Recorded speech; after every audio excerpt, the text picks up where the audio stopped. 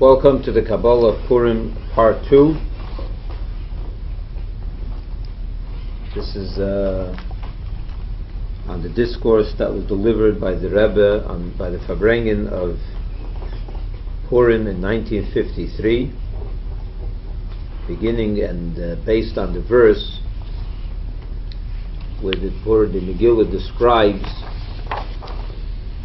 the reason for the name Purim, why this holiday was named Purim. And the Megillah tells us that it was because the the lot, that Haman, the wicked character of Purim, he cast lots, and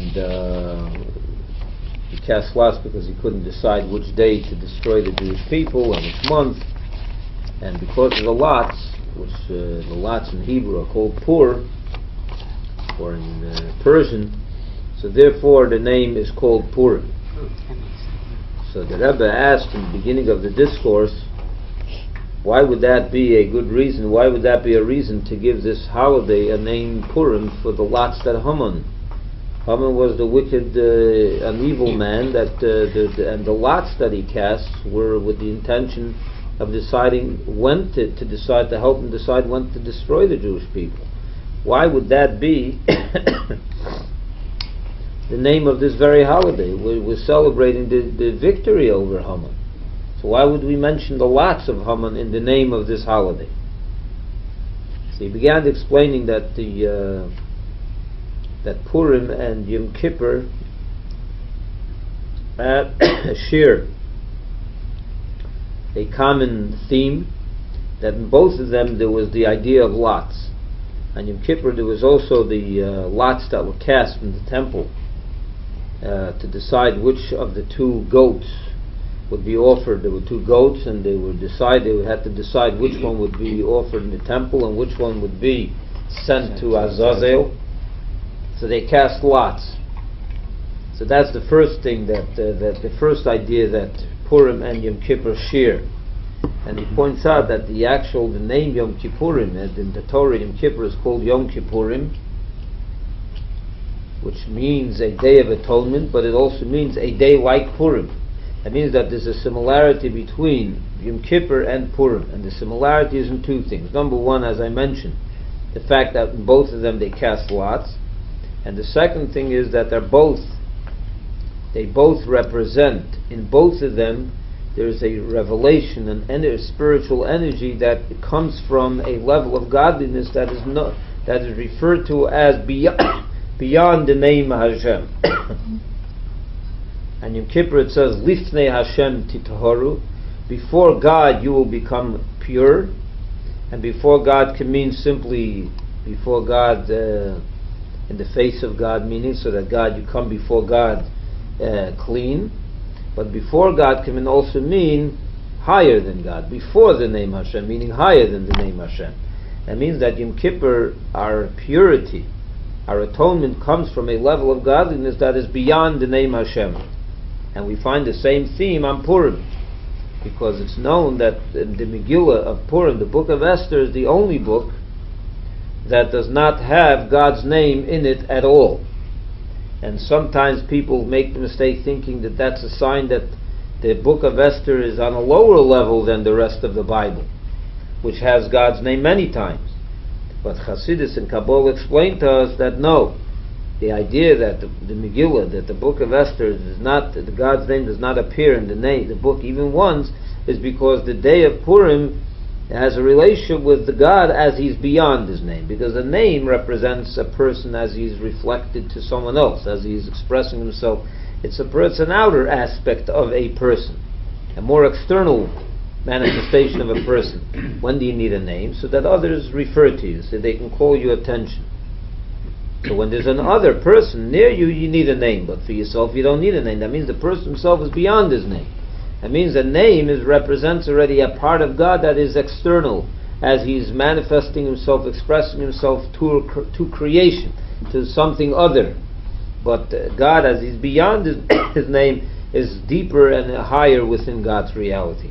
So both Yom Kippur and Purim represent this idea that they both have the energy of that day, the revelation of God on those 2 days, is from a level that's beyond Hashem's will.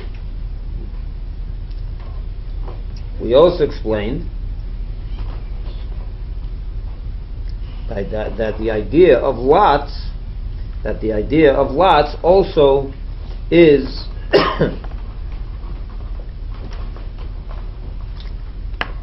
the idea of lots is beyond the rationale, beyond intellect, because when do you cast lots? When there's 2 things equal, and you can't decide, your intellect cannot compel you one way or the other, does not know what to decide, so you rely, and you don't know what to want either. You don't know what to want. You don't know which one to pick. So you decide you're going to cast lots, and whatever the lot shows, you're going to decide to want that one. So the idea of lots in general is beyond will and beyond wisdom. It's even beyond will. It's when you don't know what to, your mind can't decide, and you don't know which one to decide to want, then you have to have lots. So lots reaches within a person, beyond intellect and beyond will. All right. So now we are holding by the 4th chapter of this discourse. It's on the page that you have, the 3rd paragraph. Dalet.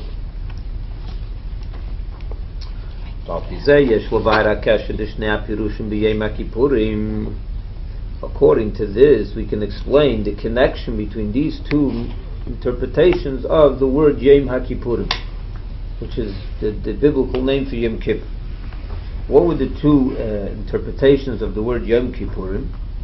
First of all, Yom Zeh miskaprim kol ha'inyonim habilti retzuyim Kippurim kipshutei. First is that on this day is a day of atonement. We are atoned for all our negative deeds that we committed in the year before, which is the word of Kippurim, which means atonement.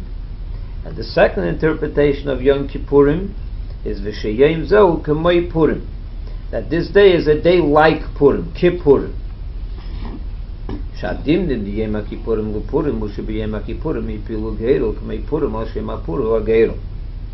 That the reason, the connection between Yom Kippur, the similarity between Yom Kippur and Purim, and that on both days they cast lots.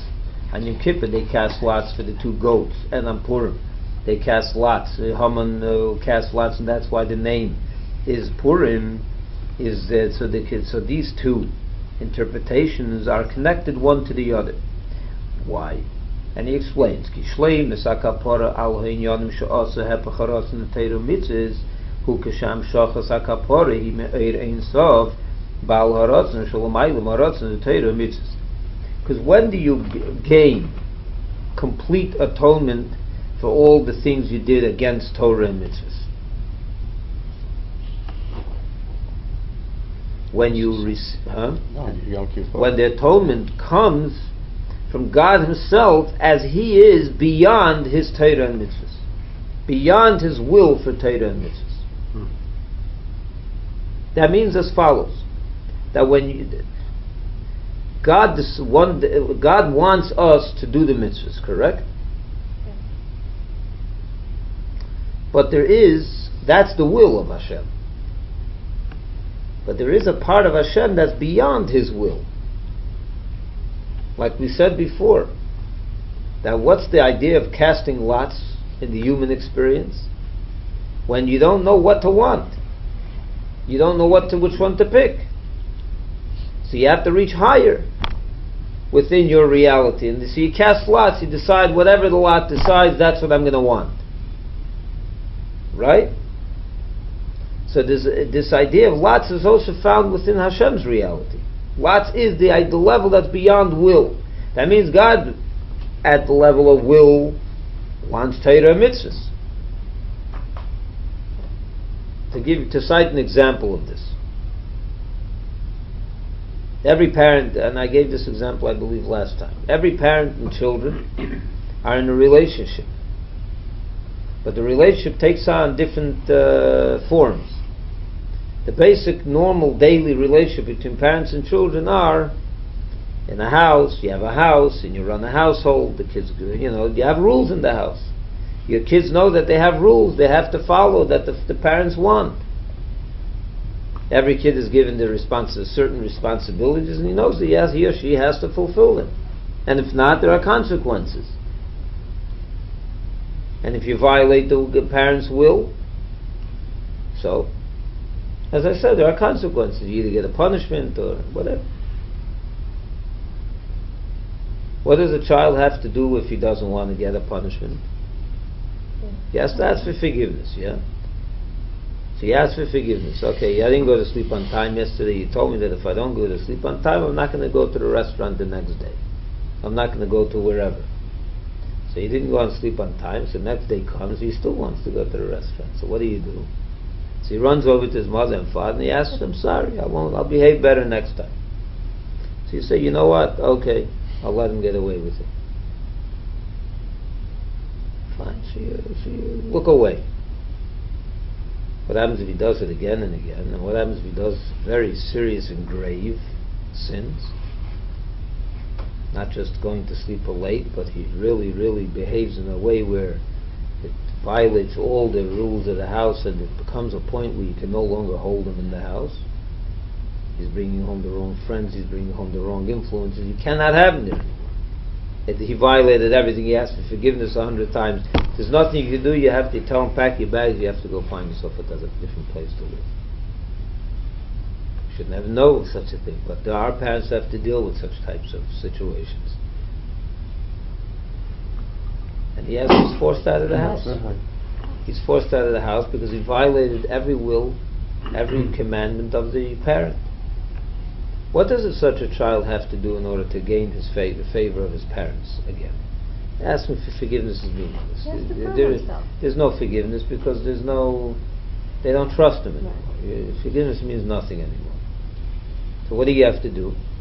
Prove himself by action. No. That's one way. That's another type. That's forgiveness. This time he has to really mean it. That's what you're saying. Mm-hmm. That this time he has to really mean it, but you don't trust him. Okay. Okay, so if you're not forgiving him, he's proving himself. He's changed who he is, so then you can take him back. But what happens before he changes who he is? What does he have to do to get back the right to come home and to be your son again? What he has to do is he has to find a place. He has to reach deep into you, to his parent, to a place where the parents function. A place in the parents where they are beyond and higher than the will they express. Yeah. It's not so simple. No, it's not simple. But that's what you have to do. You know when that happens? We will see later, but I'll give an example for that. Almost, for example, when someone's threatening the child. Someone's threatening the child. And you as a mother or a father see this threat to the child. So are you going to go try to save him? Mm-hmm. Certainly. Yeah. You're going to, but what do you just disown him? You just threw him out of the house. So why are you going to bother with him now? It's a special circumstance. What does that mean? Those are words, but what is the real meaning of this? What does a special circumstance mean? You love him. Special circumstance means, what you mean is, and I'll articulate it, what you mean is, there is me and my relationship with him that's based on the rules, but there's also a relationship that's not based on rules, that's beyond rules, that's higher than rules. Relation. That's what the Chassidic, the Rebbe calls in this mind the Baal Harasim, the willer, not his will, the one who wills. You have to get that Yom Kippur reaches beyond the will. It reaches up into the one who wills, beyond that his what he wants. There's a reality of God before he wants anything.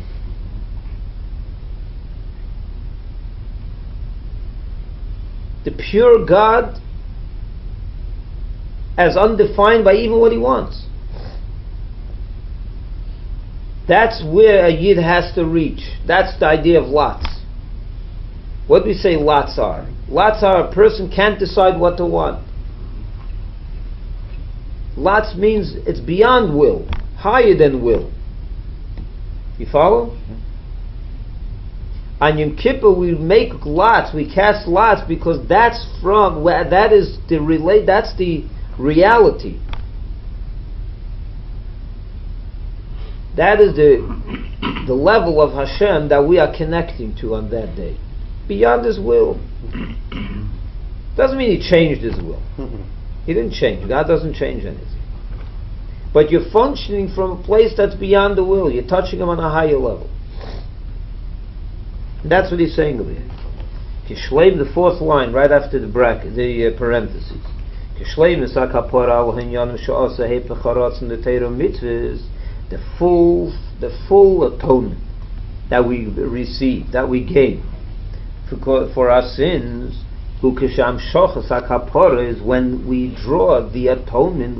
The atonement is we get this atonement me'erin sof bal haratz, from the infinite level of Hashem that's beyond His will, the willer Himself. Shalomayla maharatz in the Torah mitzvahs, which is a place within God that's before and higher than the will of Torah mitzvahs. So from the perspective of the will of Torah mitzvahs, you violate it. There's no atonement. From that level of Hashem, gone, you finish. What should I tell you? I told you what to do, you didn't do it. Don't come back, don't bother me. What we do is we bother Him on a higher level. Over there it's not a bother at all. That's the same relationship with the example you gave with the parent and the child. Beyond His rules. Right. This is the connection between the two. You didn't get a... Yeah? Oh. This is the connection between the two interpretations, meanings of the word Yom Kippurim. The fact that Yom Kippur is like Purim, Yom Kippurim, Al Shem HaPur, because what's Purim and what's Purim, what's Yom Kippur and what's Purim, they both have this idea of lot. So Ageiru Hainu Shegam B'Yom Kippurim Hu Amshocha Mebal Harotzen Dugmas Amshocha the Purim. That means that the fact that Yom Kippur is like Purim because of the Geiru, because of the fact that they cast lots. In other words, that on Yom Kippur as well, we draw from Hashem as He's beyond His will. Dugmas Amshocha the Purim, similar to the relation, similar to the level of Purim, which is lots, which is beyond His will. Hu tam ubir al zeshu hu Yom Kippurim kipshute. For that very reason, in other words, the first interpretation of Purim, Yom Kippurim, is that it's a day like Purim, which is a day of lots. And that is why it is a Yom Kippurim, a day of atonement. That's a reason and an explanation for the fact that it's a day of atonement. And that's the day that we are atoned for all our negative sins, because we reach higher, we reach into the level where lots to touch, beyond His will. He explains that on Purim, the atonement that we gain on Purim is even greater than the atonement that we gain on Yom Kippurim, on Yom Kippur. Why? He says the Yom Kippurim ain't mechaper al Yom HaTshuvah, because on Yom Kippur, when do we get atonement? It's only if we do tshuva.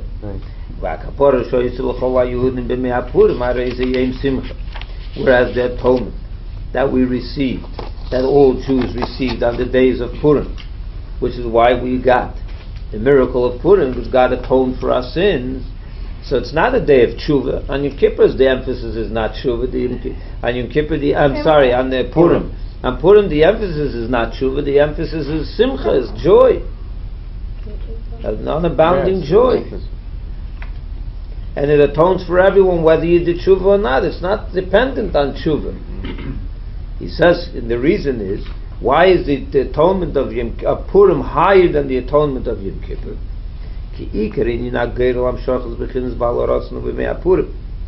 the main idea of lot, which is the day that we draw from God as He's beyond His will, is on Purim. Not so much on Yom Kippur. The main day of lots is Purim, not Yom Kippur. Why? And he proves it. And he explains the Hayomim Atzvum Nikroim b'Shem Purim or Shem HaPurim. The very day. What's the day of Purim called? Purim, lots. The day's name is called lots. The whole theme of Purim is lots. Therefore,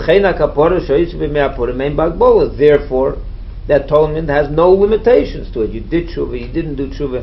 You atone for every Jew, no matter what. Whereas Yom Kippur is only a day like Purim. Like is not the exact thing. Very hard. So there's a certain limitation to Yom Kippur. What's the limitation? That Yom Kippur only atones if you did tshuva. It's like Purim, not quite Purim. And where do we see it? What's Purim? Purim, that's lots. The very name is lots. So why isn't Purim? Which means that the day is related to lots more than the day of Yom Kippur is related to lots. Because Yom Kippur is Kippurim, like Purim, not quite Purim. So why isn't it emphasized more? It is emphasized. No, we emphasize more Yom Kippur than we do Purim. Who emphasizes Yom Kippur? Whatever all our learnings. Well, high holidays are your today, Rosh Hashanah and Yom Kippur. high holidays. No, but I mean, There's Purim certain is one is more supposed to important. be There's Rosh certain Hashanah and Yom aspects of Kippur. Yom Kippur that are certain ways Yom Kippur is more a day of holiness, a day of you're not allowed to work on Yom Kippur. It's a day of fasting. That's why it's More serious. It has a different connotation to it. But you get All the atoned. high holy days. But you're atoned for your sins no matter what on Purim. And in Purim, there's a certain atonement that is unlimited. Yeah. Is it the same level of atonement that you get on Yom Kippur? Or is it way different? It says, in a way, it says it's even greater on Purim.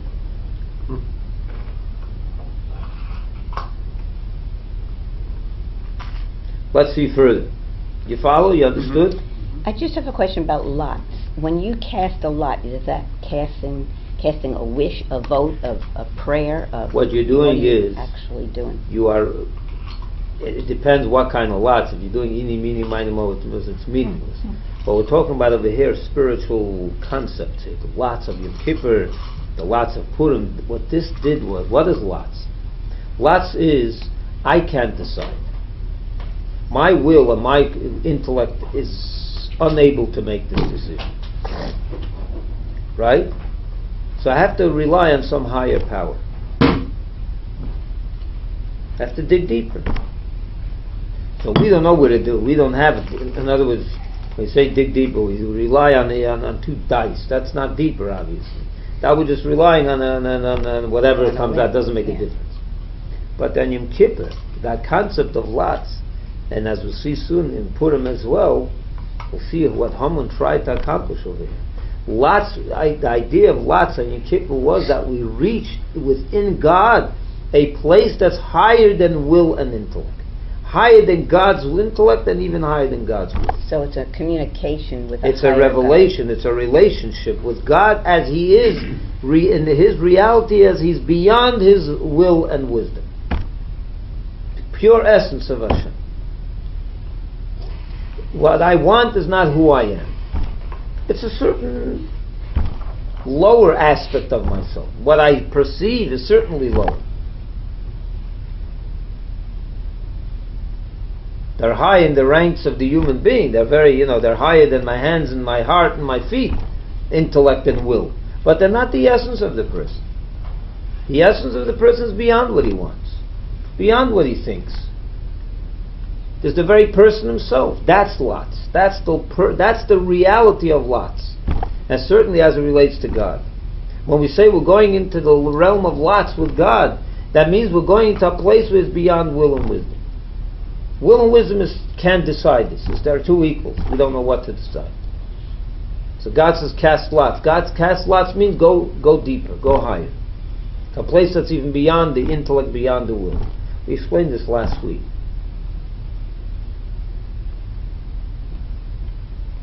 You understand the idea of lots are beyond will and wisdom?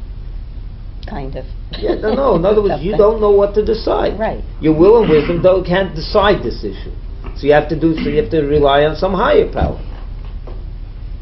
So I'm not saying that two dice are higher than a higher power, but when we're talking about God, within God's reality, there's His wisdom, there's His will, and then there's the lots, where we reach within Him to a place where He can't decide based on will and wisdom. It's too much. It's too high. But the way it's not the way you're reaching Him, or the further Him, is through prayer. Yeah. Through tshuva. On Yom Kippur, it's through tshuva. Right, but it's through repentance. And Purim, it's even simcha.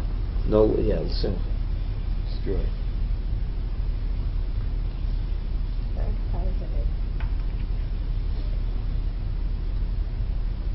say L'chaim. You're happy on Purim. The very happiness comes because that's a day that God reveals a certain part of Him that's beyond the regular revelation.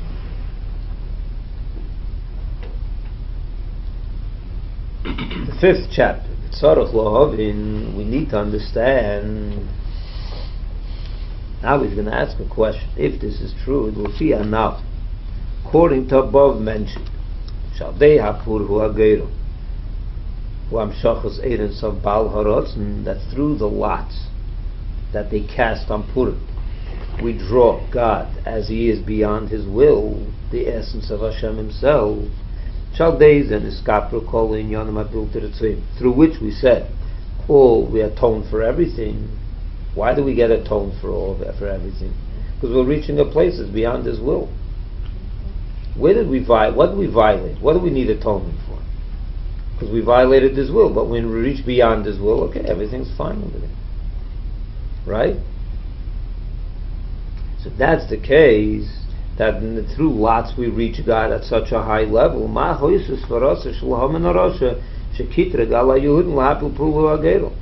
What was Haman thinking when he casted lots? He thought that that's the way he's going to destroy the Jewish people, by reaching deeper into God. How? How's that going to destroy the Jewish people? He didn't know he was reaching deeper into God. Why do you know he didn't know?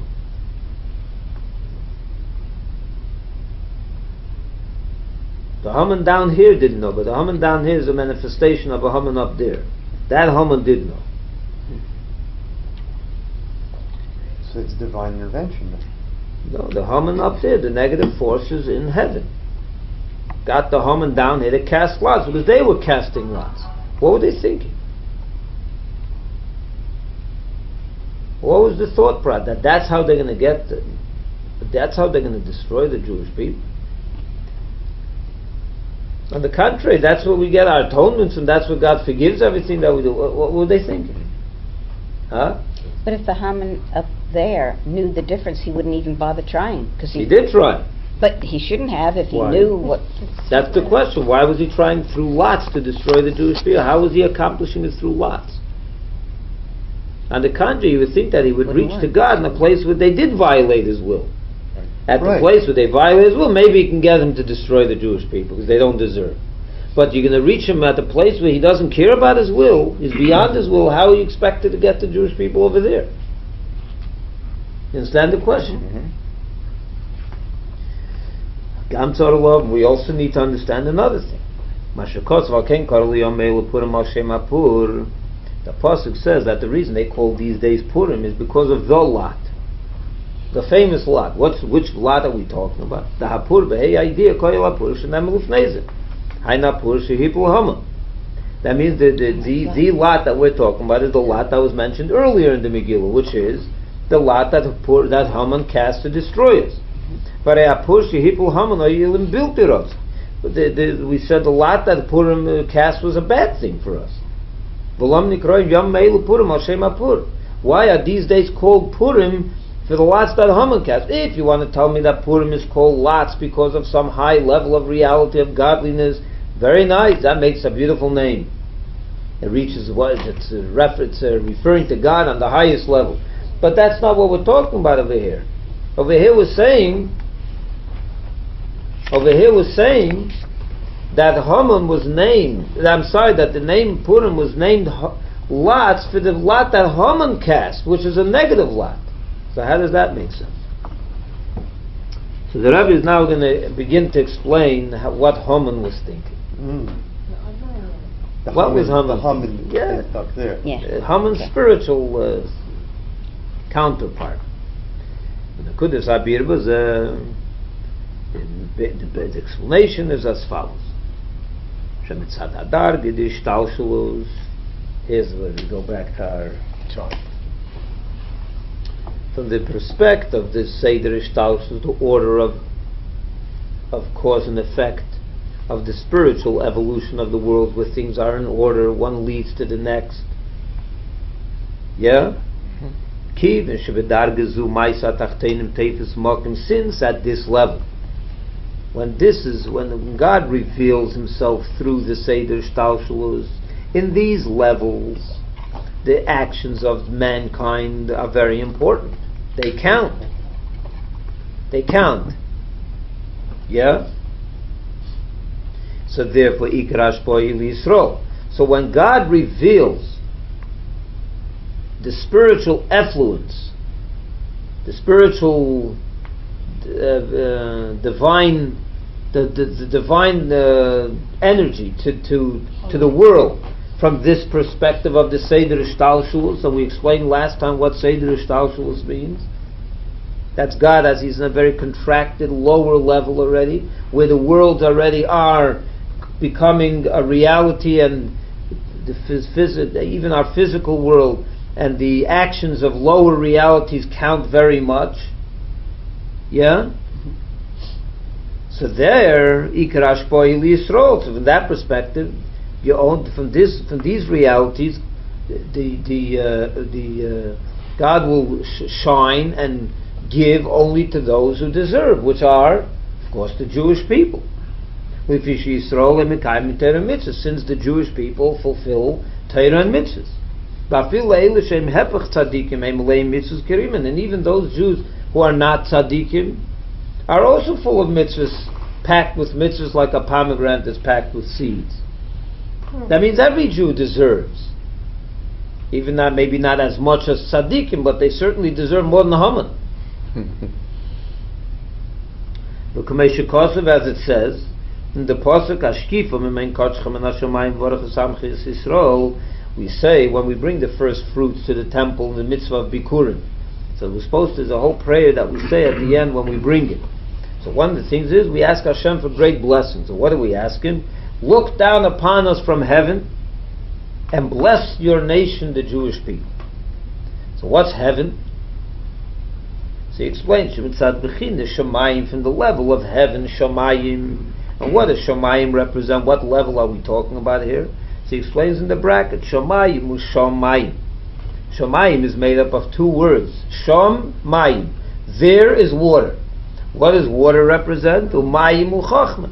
Mayim is the level of Chachma, which is the highest Reishis HaIshtalshalos, the highest level of the Seder Ishtalshalos. So we're saying to Hashem, so when He looks from heaven, which is the Seder Ishtalshalos, Hashem is going to bless only the Jewish people, because only they are deserving. And Haman knew that little piece of information he also knew, that the Jewish people, no matter who they are better than him. Since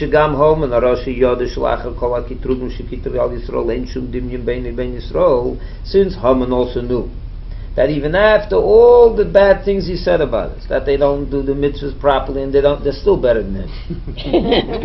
There's no comparison between Haman and the Jewish people, even the worst Jew, if there is such a thing.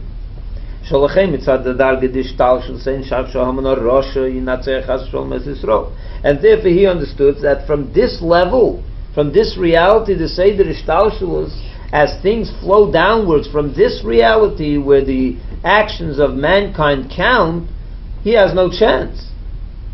There's no way that he can be victorious over the Jewish people. Which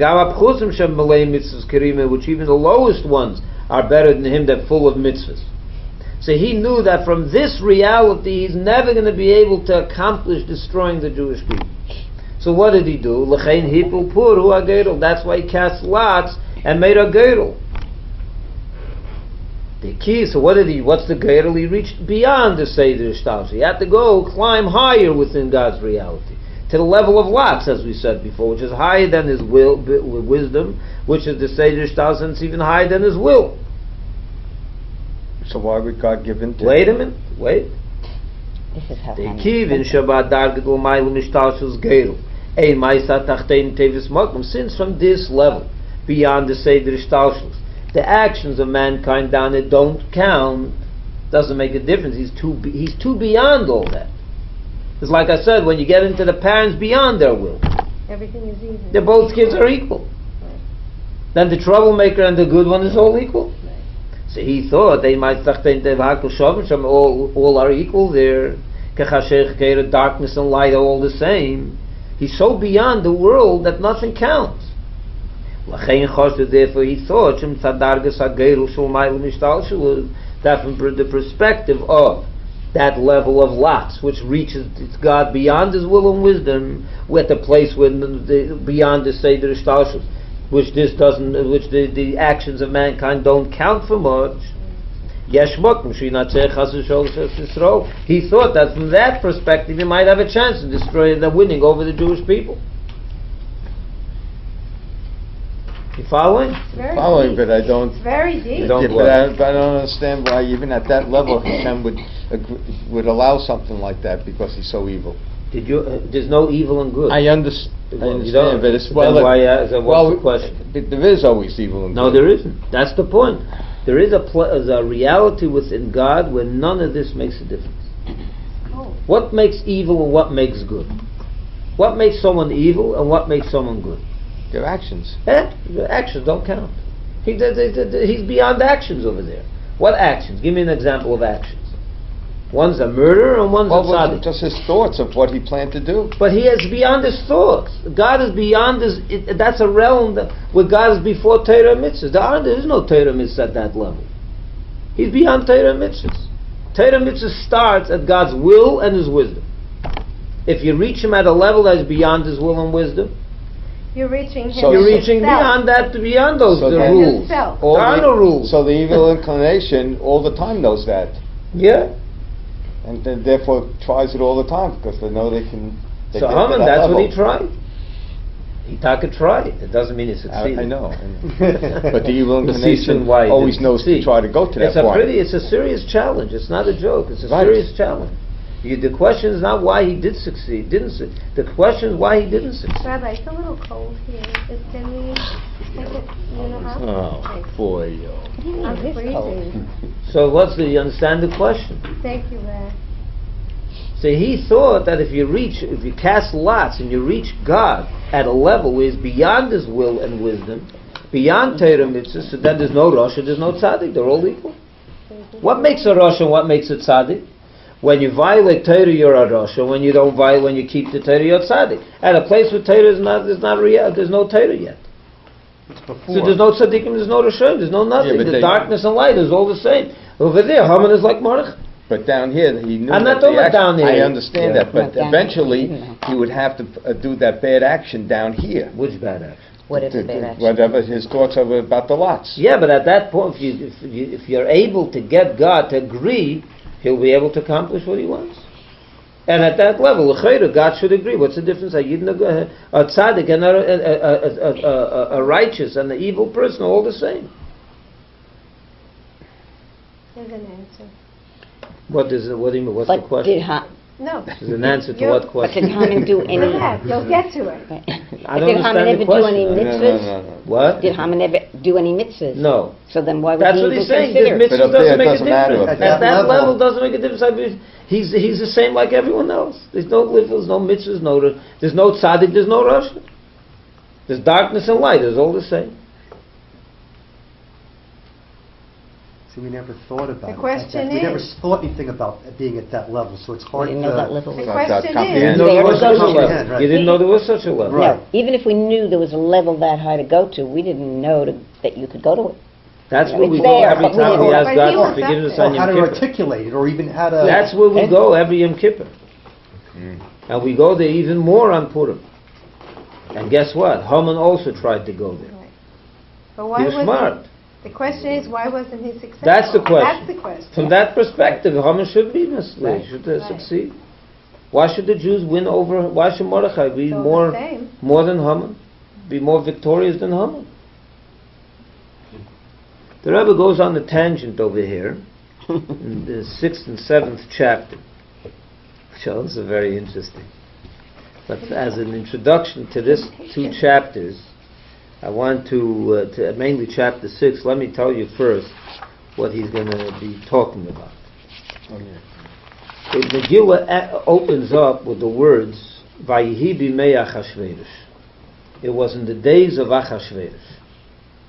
Who Achashverosh? He is Achashverosh. Right? That's the first 5 words of the Megillah. What's Achashverosh? So we know Achashverosh is the king of Persia at that time. The Gemara tells us three things about the word Achashverosh.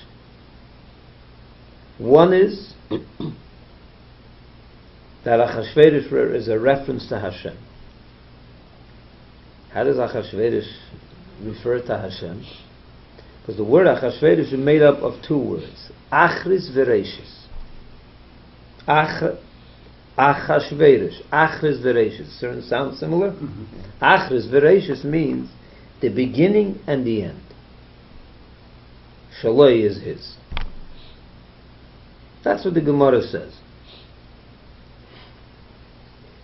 I think that's the Gemara.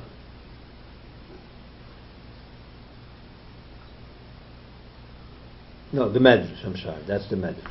The Medrash tells us that the word Achashverosh refers a reference to God, and what level of Hashem? A level where the beginning and the end is all the same. What level is that?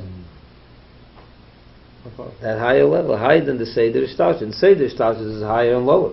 At this level, it encompasses everything alike. It's the level that encompasses all of the Seder Ishtashos. There's no higher and lower. This is not lower and this is not higher. It's all the same. You follow? Achashverosh is a reality within God where the beginning and the end is all the same. Similar to the idea of Geirel. Lots, right? That's number one. Another thing it says in the Gemara about Achashverosh, that the day, Vayihi bimei Achashverosh, it was in the days of Achashverosh. What does the days of Achashverosh mean? The days, shehushchuru pneim shel Yisroel. The word Achashverosh comes from the same word as hushchuru, which means they were blackened. The faces of Israel were black like the bottom of a pot. That means it was a bad time for the Jewish people. So it was in the days of Achashverosh, when things were so bad for the Jewish people, the face of the Israelites were black, that this whole story happened. That's the second meaning of the word Achashverosh. The third meaning of the word Achashverosh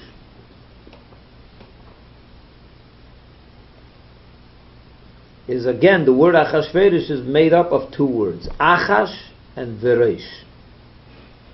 Silence and noise? Achash means silence, and Veresh means poverty. Wow. It was in the days where there was silence and poverty. What is the meaning of this? So he's going to explain. Just keep those three meanings of Achashverosh in mind. And now let's learn now chapter 6. This can be connected. This is related to that which is explained in another place in Chassidus be'inyan Achashverosh, regarding the name Achashverosh. Explained in this place is the Achashverosh hu Achashverosh. Achash meaning silence, Veresh is poverty. It's two words. You see? Chash, Achash, hu meloshin shtika. The word chash means silence.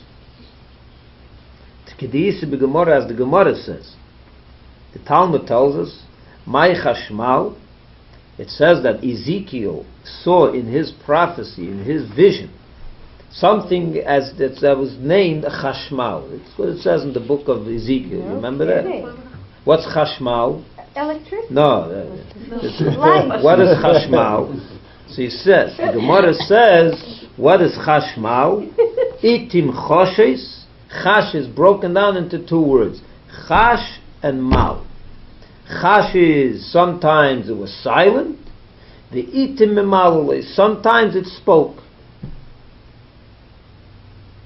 Memalule means it spoke. So we see from here that he's just bringing that as proof that the word chash means silence. So again, Achashverosh, chash means silence. What's the silence we're talking about over here?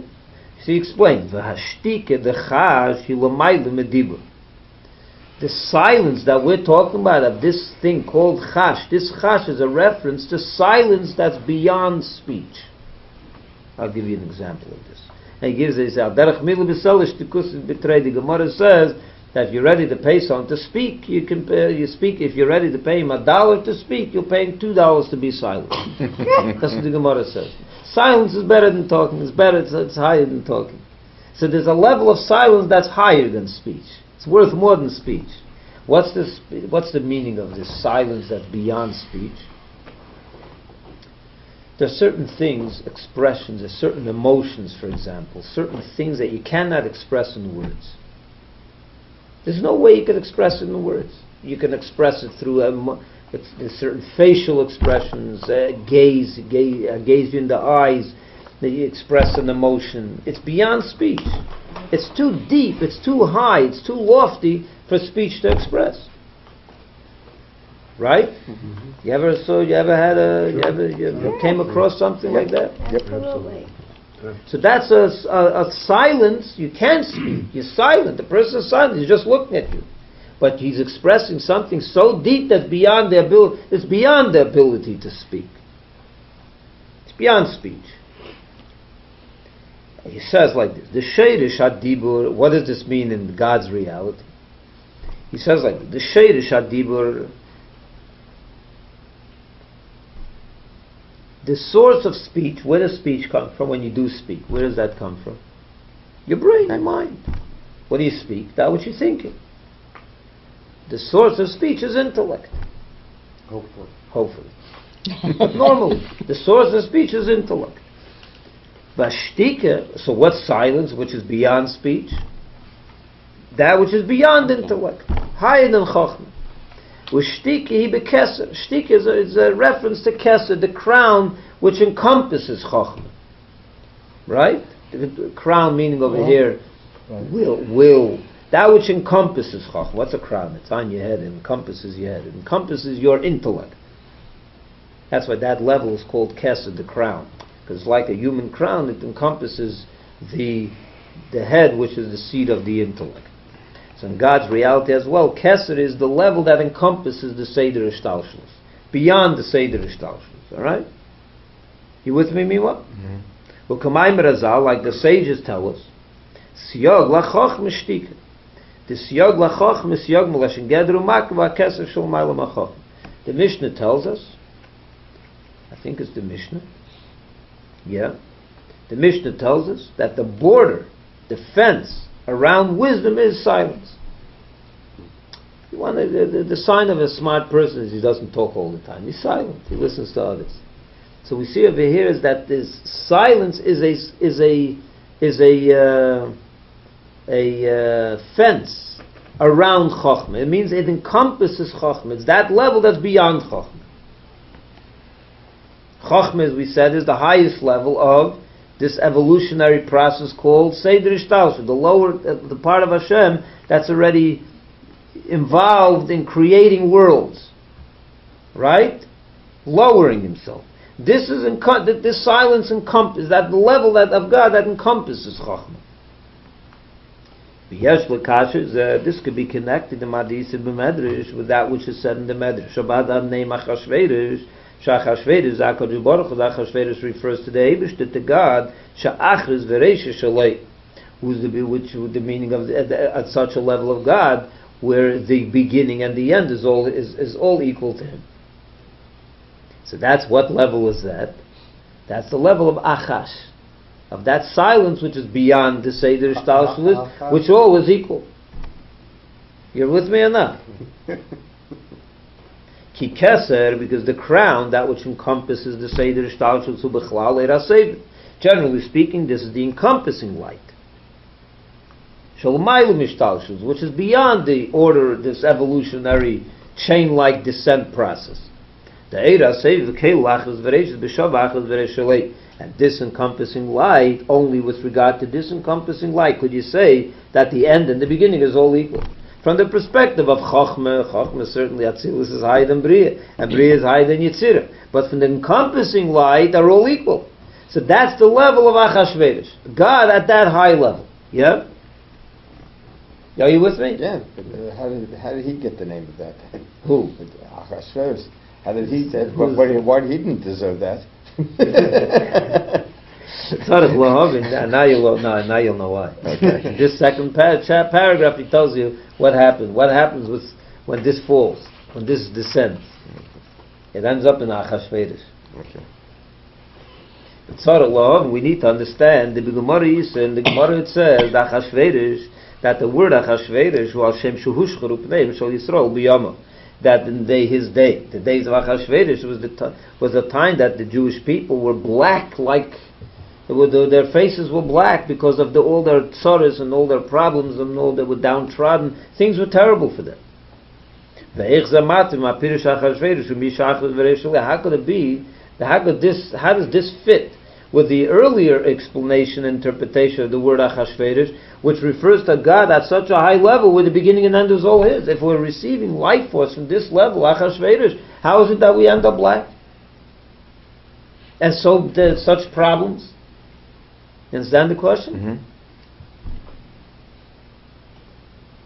The Rebbe explains, he understands that for that very reason, because we're receiving our life force from up here. Explain. The kiv in shemitzad asevin shalmayla mishtalshus eir v'cheshach shavim lefanim k'nal. Since from this perspective, light and darkness is all the same, a tzaddik and a sinful person is all the same. Yeah, like we said before in the 5th chapter. L'chem ibchinas hashtika. Therefore, from this silent level, from this level of silence, keser, from the level of that encompasses the Seder Ishtalshus, Chashdach Hashverosh, Shalmayla B'dibu, which, as we said before, is higher than Chochmah, which is the source of speech. Yes, it's higher than everything. Yishtalshul, when that falls, when that descends, yeah, when that is lowered, through many contractions, when this level is then lowered through many contractions, Hashtika, it becomes a silence shalamata mediba. It ends up being a silence, the same Achashverosh, the same silence, but now it's a silence that's lower than diba, lower than speech. You know what silence lower than speech is? I'll give you an example. If I close my mouth now, I stop speaking. What would that do for you? It would be concealment. It would be total concealment. That would be no good, right? No good. Speech represents revelation, right? There's a high level that's higher than speech that can't reveal itself. It's too high for revelation. Certainly not through speech. Speech is the level that could reveal, it's a certain aspect that could be revealed through speech. When you're silent, so it's one of the two. Either it's such a level that's beyond speech that can't be revealed, it's too high for its revelation, or you're simply concealing yourself. You don't want to speak. From the higher Achash comes, from this level, when it descends, when it falls down through all the tzimtzumim, it ends up being pasha concealment. Silence which is concealment. Not silence which is beyond dibur. It's silence that's lower than, it's just the opposite. Wow. Shalakusu behelim, where God becomes a concealed, a simple. Helen kipshut ilmatim shalmatim gil, the simple meaning of concealment, which is lower than revelation. There's a part of God that's revealed, and then there's a part that's a lower reality where He does not reveal. What kind of reality is that? A blackened reality. A reality where there's total concealment. Va'ad la'ashtika.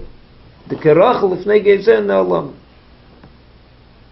The leirak shalakus ein emer begila ele shegam haklipim asteres halelikus. To the what kind of silence do we reach that we end up with? Such a silence, the pasuk says, like a female sheep, a lamb, a female lamb. When people come to shear its wool, yeah, what is the reaction of the lamb? It's silent. It just stands there and it lets you do it.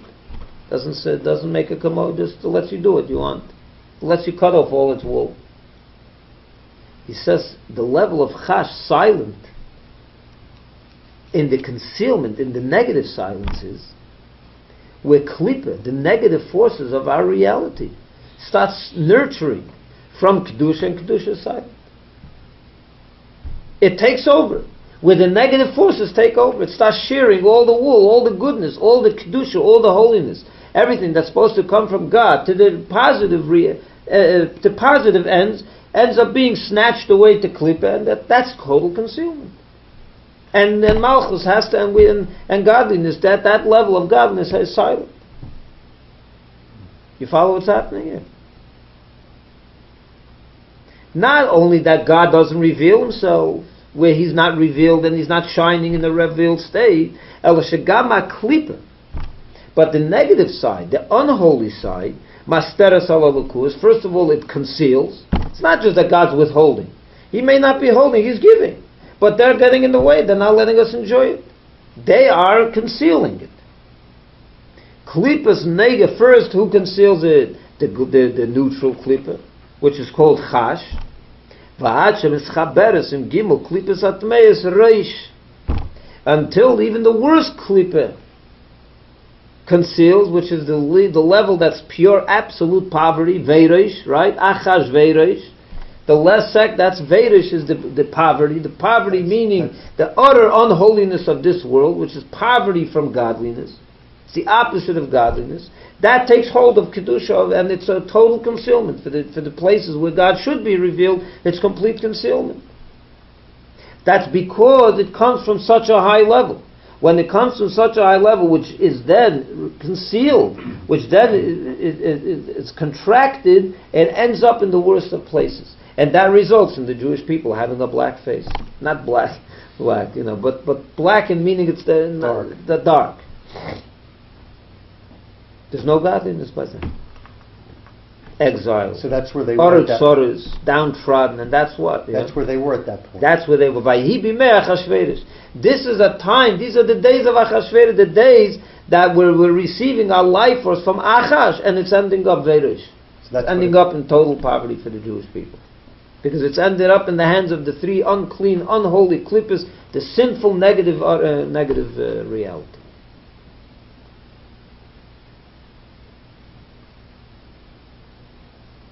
So the Rebbe is going to ask now a question.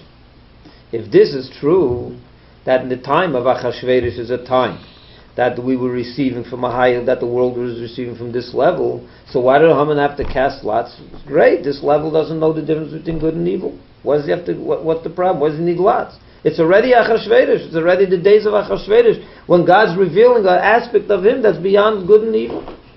So why does he have to, what's the point of making lots? It should be, that's already good for him. Why does he need more than that? You understand the question? He's already there. We're already at that level, where holiness and unholiness is all the same. You follow the question? And that's what he's going to say in 7. Let's learn 7, and we'll do it. That'll be the last chapter for today.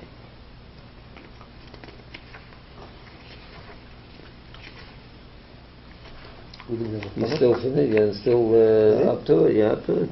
Yeah, but I still find it difficult that the evil inclination can get to that level of Hashem, that it has.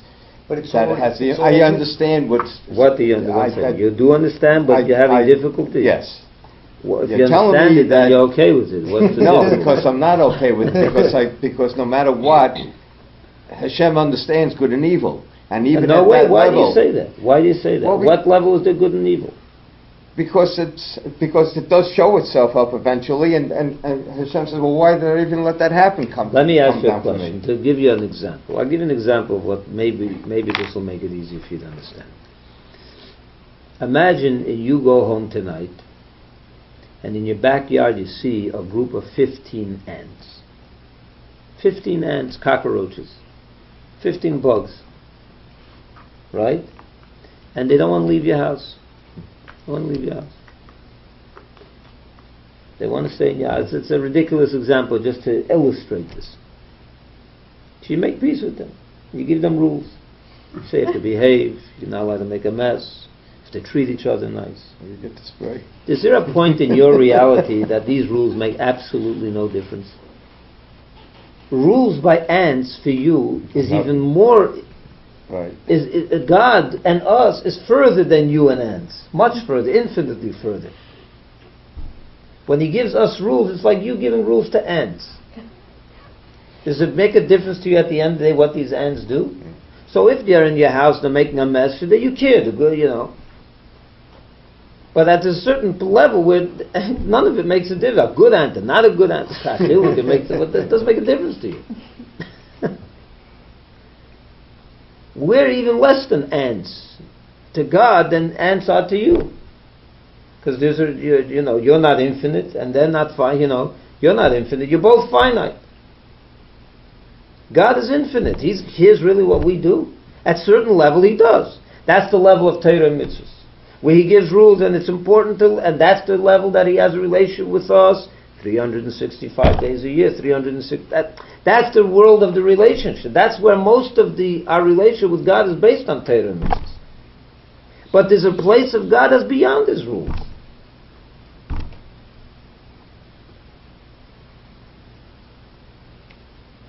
You can't fathom that God doesn't care about a Haman and a Mordechai because you do care about a Haman and a Mordechai. You can't get beyond your own limitation. Exactly. But there's a reality that's beyond. There's the two ants. That the ant's going to come complaining to you that the other ant wasn't behaving. In the world of the ants, there's a big difference between the one that behaves and the one that doesn't. Well, if I was king and the one that he's going to come, he killed the other ant. It's a murderous ant. In the world of the ants, it makes a very big difference. It's the world. It's the whole world. It's that their world. And in our world also, murder is the whole world for us. It's our whole world. But imagine there's a reality within God He's beyond all this. What goes on down here really is important. No. It's seemingly not. Seemingly. You will see at the end that very much yes. Right. But you'll see soon that at the end of the day, there's a difference between the Jewish people and everyone else. That even at that level, which is a very phenomenal concept if you think about it. It shouldn't be that way. If it wasn't, we wouldn't be. It makes more sense that there's no difference between people at that level. Let's see what the Rebbe says.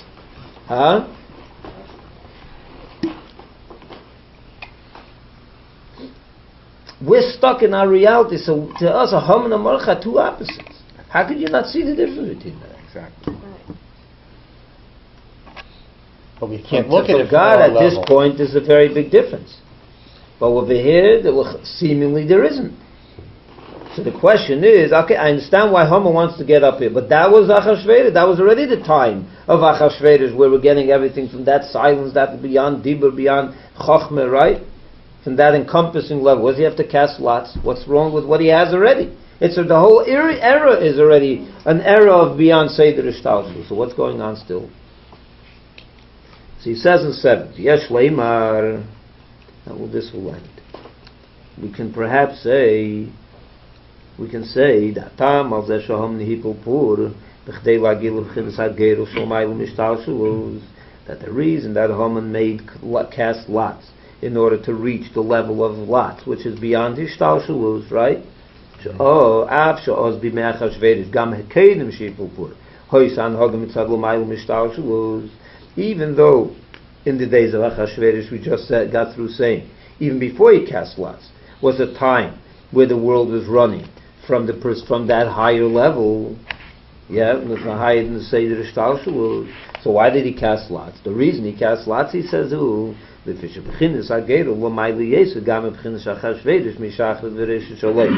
because the level of lots is even higher than the level that's beyond Seder Ishtalshu. Wait a minute, the level of lots is even higher than that. This level is the level where the up, beginning, and end is all the same. That's Achashverosh. Right. Lots is even higher. The Rebbe explains. The fact that you're naming Hashem at that level, Achashverosh, and Achashverosh, we said, means what? That the beginning and the end is all the same. What does it mean when you say, let's understand this, the beginning and end is the same? It doesn't matter. But there's a beginning and there's an end. There's a beginning and there's an end. This is the beginning and this is the end. It's just that I don't care right now between them. But I recognize this as the beginning and this as the end. That means there is already a difference in level. It's just that right now I'm removing myself from letting it influence me. But there is a difference. Right? When you say the Rasha and the Tzaddik is all the same, that means there's a Rasha and there's a Tzaddik. But I'm not making a difference between them. To me, they're all the same. But you see the difference between them. So it's not quite totally beyond differences. Look what he says. This alone that you're naming him Achashverosh, which is Misha Achris Bereisha Shalei, which represents the idea that the beginning and end is all the same to him. Mucha, this proves Shagam Legabei, that even compared to him, Yeshnim Hainyan in the Achris Bereisha, there is a beginning and there is an end. El Shem Shovin Legabei, it's just that they're equal. They're equal. Yeah. But there's a difference, but they're equal. But there's a difference, but they're equal. Yeah. Hurry up and wait. But you just don't care. I'll show you. I'll give you an example for this in a few minutes. Please. That I thought of. He says in the brackets of it, it's a rather long bracket, about 10 lines, but we'll read it. And he proves that there's a difference. You can see this from that which it says in the beginning of the Megillah, that what did Achashverosh do? He made a party. To who did he make the party? Also, he made a party for all his ministers and all his servants.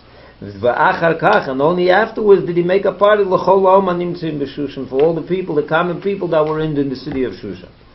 That Alter Rebbe's the discourse that he explains. Who made this party? Achashverosh down here, but it's Achashverosh up there also made such a party. Right? Some kind of revelation of some sorts, right? To who did he reveal? To his ministers, to the servants, to the common folk, right?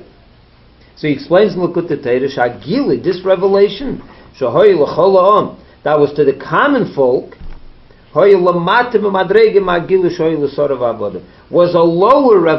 lower than what was revealed to the ministers and to the servants. That means there was a difference between the ministers and the servants and the rest of the people. Even though it's coming from this world, from this place. That means there's a minister and there's a simple person. There's differences between people. And he adds,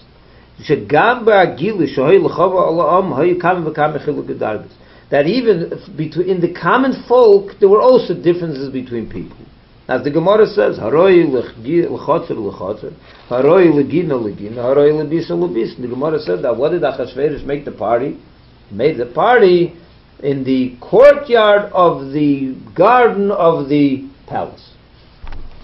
Was it in the courtyard? Was it in the garden? Or was it in the palace? Where was it? All three. So he says it was all three. Those that belong in the courtyard, he put in the courtyard. Those that belong in the garden, he put in the garden. And those that belonged in the palace, he moved into the palace. You're Shlomazel, you go to the courtyard. You're a little better man. It depends where you were. It depends on you. That means even among all the people there were these differences, right? You following? Via Shlema, the Rebbe says, we could say, from the perspective of the Seder Ishtalshulus, the revelation should be only to the ministers and the great servants, because they deserve it. The fact that this revelation was also to all the common people of Shushan, even to the people that belong only in the courtyard, not even inside. The reason is because the revelation was coming from this level, which is a level that the beginning and the end is all the same. Therefore, I don't care what kind of person you are. You're in. You don't deserve, I don't care. I'm giving you anyway. I'm revealing myself to you anyway. The beginning and the end is all the same. Everyone should come. Everyone's invited. Right? And nevertheless, even though you're inviting everyone, there's no difference. The bottom line was the people that were in the common folk, the revelation to them was less than the people that were the servants and the ministers. Even amongst the common people there were differences. Those that sat there and those that sat here and those that sat inside. And the reason for this is that the question is, if it's coming from here, why are there differences? Shouldn't be any difference. But there is. He explains, the fact that we say that Achris Veresh, the beginning and the end, is all the same, is compared to Hashem. From his point of view, there's no difference. But as he reveals himself in this world, very big difference. The tzaddikim are going to get one way, and the Rishonim are going to get something else. The way they receive it is very different. The way he gives it is no different. Everyone gets. But what you're going to get is a very big difference. In the higher worlds, it's going to be much more than in the lower worlds. So that's from the perspective of Achashverosh. From that level where all is equal, it's not quite equal.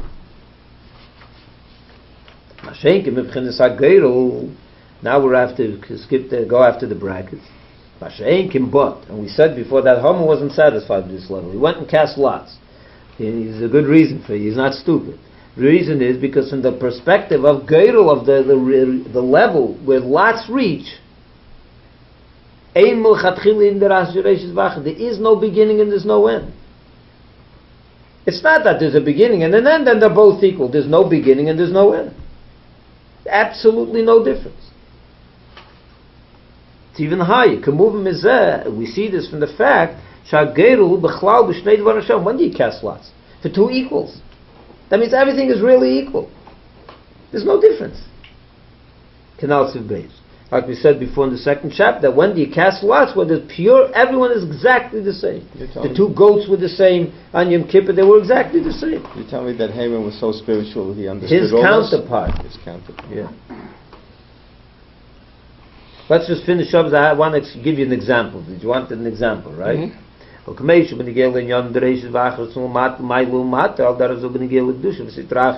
And just like there's no difference between higher and lower in the realm of holiness itself, there's also no difference between holiness and unholiness.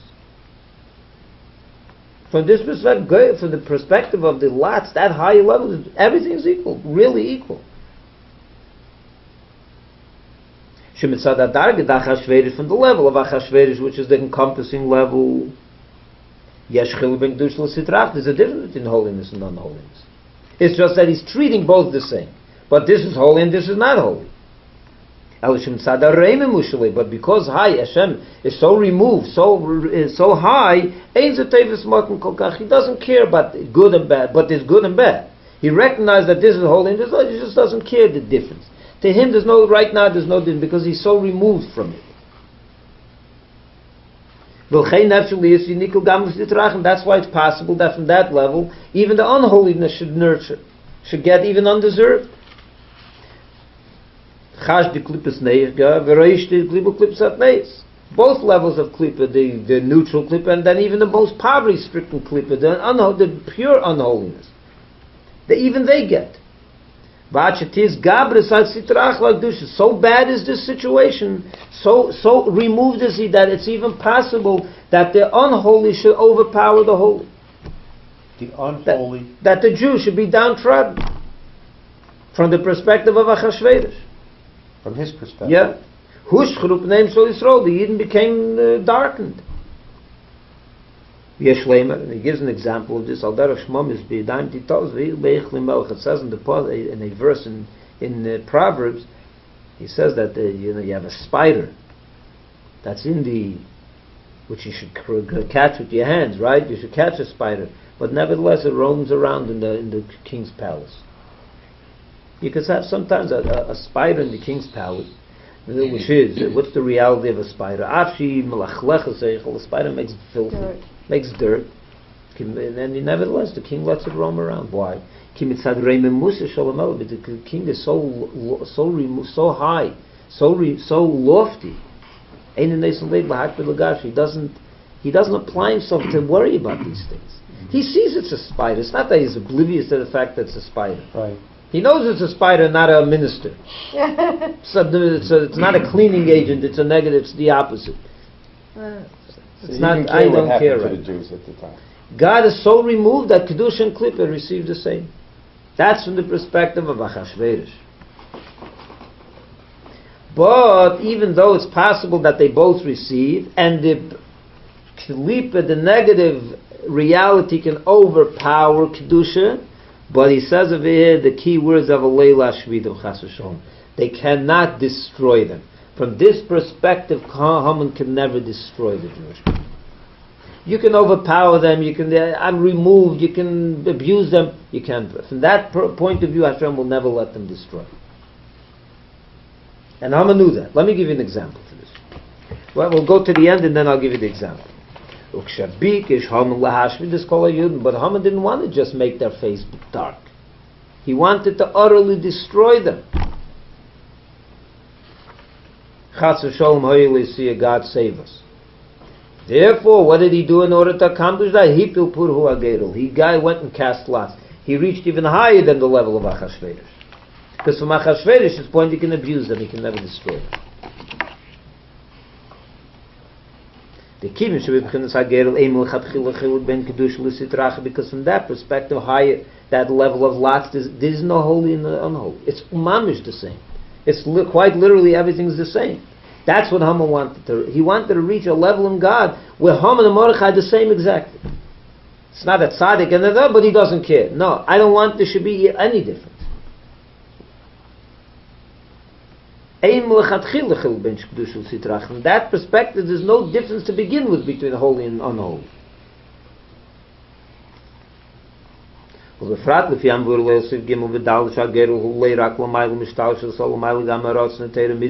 Especially according to that which we explained earlier in the 3rd and 4th chapters, that the level of lots are such a level that not only is it higher than the Seder Ishtalshus, but it's even higher than the will of Torah and Mitzvah. It's higher than the will even, not only the Chochmah, but even Ratzon. It's even higher than Kesed. It's even higher than the encompassing level. Where Hashem's will of Torah and Mitzvah comes from. He wanted to go even higher than that. That's where lots reach. The level that's beyond everything. Therefore he thought, and rightfully so, that through that he'll be able to accomplish his plot of destroying the Jewish people when he reaches into this level. Let me give you the example I wanted to give you. We're going to give you the example again of parents and children. Every parent that has 10 children or even 5 children knows that some of them are better behaved and some are not so good behaved. They're different. Every child is different. And you have to discipline. So you make rules, as we said before. And if you violate the rules, you get punished. So most of your life, the relationship you have with your children is based on the rules that you set for them. That's where we function from that level most of our life. But now let's go, for example, I'll give you an example. Your daughter got engaged. And it's a very happy moment for you.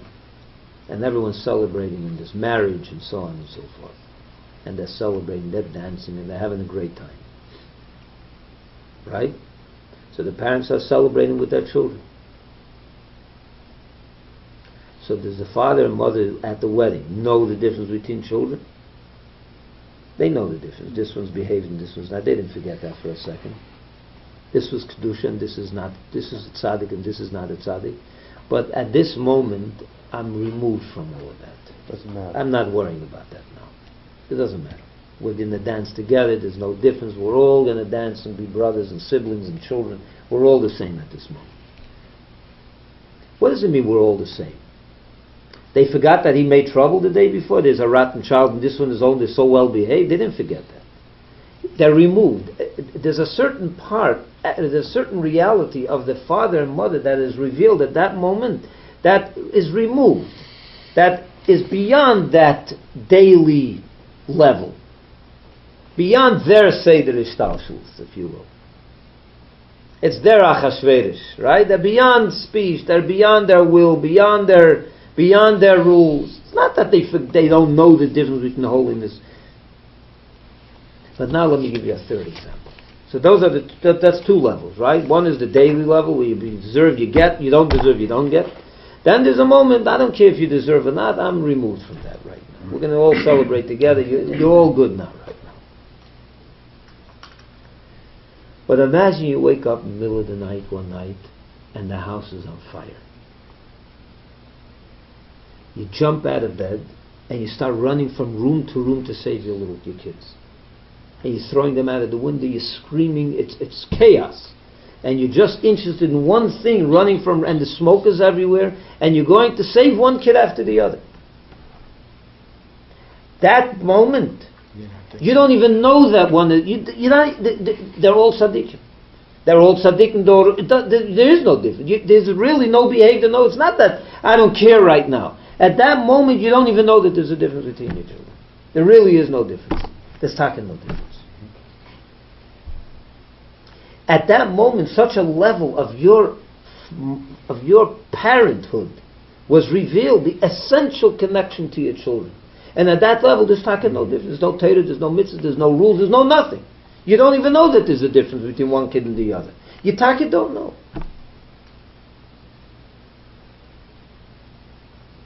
That's the level of lots. That Haman, the level of Achashverosh is, as I gave before, the example of a wedding. I know this. I know your behavior, but I'm removed from that right now. I don't care. Haman knew. So from that perspective, if he doesn't care, it can end up that the bad child should get more than the good child even. If I don't care, he don't care. So he goes and takes advantage of it. The bad kid comes over and tries to get more candy than the good kid. Haman is the bad in this particular situation. Haman is the bad kid. Mordechai and the Jews are the good kid. Haman's trying to get more from his father. He sees such an opportunity. He goes and tries to get more. But he's not going to be able to destroy. He's not that removed where you can take such advantage where he's literally going to destroy one kid and choose this one over that one. That he won't do. Utter destruction where where you wipe him out complete, that I won't let. That Hashem won't let. That means he recognizes enough that there's a difference. So to take advantage and everyone gets, you'll get even more, you'll get into me, I'll give you even more. But I'm not going to destroy the other. I'm not going to let you take such advantage, I'll remove the other one altogether. But when it's such a situation where you dig so deep within the consciousness of Hashem, at such a level where there really is no difference. Haman and Mordechai are the same. So they're the same. Maybe God will choose me right now. That's what he tried. Oh. That's what he tried. Just forget about them and choose us. And I don't have to do anything for it. You understand what happened over here? He got so deep that there's no difference between a Yid and a Goy. He can choose the Goy and destroy the Yid. And that's why he cast lots. Higher than Achashverosh. Higher than the silence that led to this, the negative silence. Yeah, Haman can be a negative side. He can get more than the Jewish people at that time. He can play that game with me up to a certain point, not destruction. But at lots, you can even get destruction. He thought you can even get destruction of the others, of the good side, of the Jewish people. God will choose a new nation. God will choose Haman. He becomes a favorite. Get rid of the Jewish people. He thought that they can pull that off. He almost did. He almost did. Why wasn't he successful? Come back next week and find out.